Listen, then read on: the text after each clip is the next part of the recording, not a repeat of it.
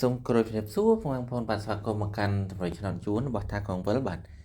គឺតម្រុយថ្ងៃទី11បាទខែសីហាឆ្នាំ2026បាទតម្រុយថ្ងៃនេះដែរបាទគេយើងឲ្យដូចសពមួយដងបាទគេយើងឲ្យតម្រុយលេខតូចបាទ2គ្រាប់ហើយនិងលេខធំ2គ្រាប់ដូចគ្នាបាទសម្រាប់លេខតូច2គ្រាប់គឺយើងធ្វើការបង្វិល2កងបាទចំណែកលេខធំ2គ្រាប់វិញបាទគេយើងធ្វើការបង្វិលរហូតដល់ទៅ6កងបាទករណីដែលបង្វិលលេខធំប៉ះលេខ10បាទនោះយើងឲ្យលទ្ធផលនៃការបង្វិលកងយើងបាទគឺលេខ0បាទយើងនឹងមានលេខរងមកគ្រាប់ផងដែរបាទនេះជាលក្ខខណ្ឌទូទៅបាទមុននឹងធ្វើការបង្វិលកងបាទកុំឲ្យបងប្អូនយើងបាទទន្ទឹមរង់ចាំយូរឥឡូវយើងធ្វើការបង្វិលលេខតូចគ្រាប់ទី1តែម្ដងបា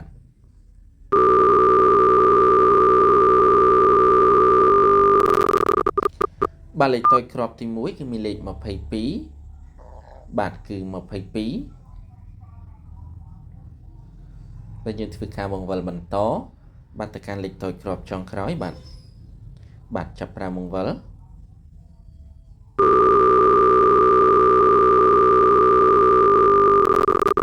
បាទលេខតូចគ្រាប់ចុងក្រោយគឺមានលេខ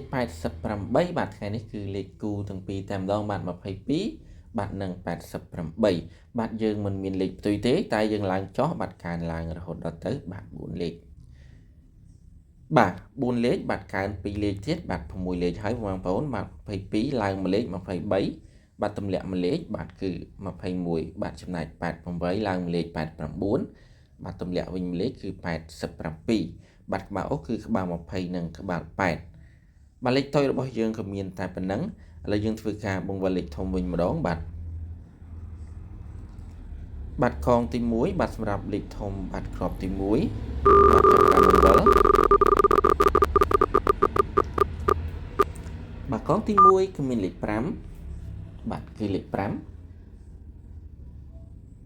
យើងធ្វើការបង្វិលបន្តទៅកាន់កងទី2បាទជាបន្តទៀតបាទចាប់ការបង្វិលបាទកងទី2គឺមានលេខ6បាទគឺលេខ6ឥឡូវយើងបន្តបាទទៅកាន់បាទកងចុងក្រោយបាទកងចុងក្រោយបាទសម្រាប់លេខធំគ្រាប់ទី1ចាប់ការបង្វិលបាទកងចុងក្រោយគឺមានលេខ3បាទឆ្លាស់លេខធំគ្រាប់ទី1គឺ653បាទ653បាទយើងធ្វើការបង្វិលបន្តទៅកាន់កងទី1បាទសម្រាប់លេខធំគ្រាប់ទី2ជាបន្តទៀតបាទចាប់5បង្វិល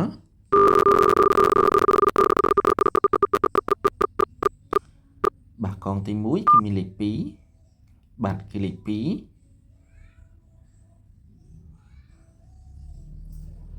បាទយើងបន្តបង្វិលទៅកាន់កងទី2បាទជាបន្តទៀត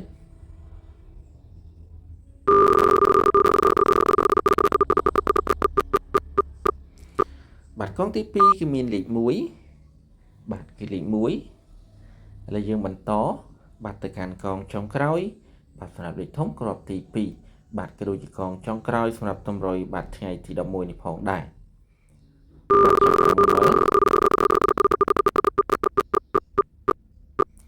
បាទកងចុងក្រោយរបស់យើងគឺមានលេខ1ដូចគ្នាបាទដោយសារលេខធំគ្រាប់ទី2គឺ211បាទ211និង6បាទ563បាទបងប្អូនយើងកុំភ្លេចធ្វើការចាក់គុណផងបាទសម្រាប់តម្រុយឆ្នោតយួនរបស់តាកងវិលថ្ងៃទី11ក៏មានតែប៉ុណ្ណឹងបាទចំពោះលទ្ធផលយើងបាទថ្ងៃទី10បងប្អូនបាទឃើញថាយើងបានចូលច្រើនគូសំផងដែរបាទបងប្អូនយើងអាចផ្ទៀងផ្ទាត់បានបាទមានទាំងលេខតូចមានទាំងលេខធំបាទចូលរួមត្រីអសាទរបាទពីខ្ញុំបាទក៏មានតែប៉ុណ្ណឹងបាទសូមអរគុណសូមគោរពជម្រាបលាបាទហេងទាំងអស់គ្នាបាទ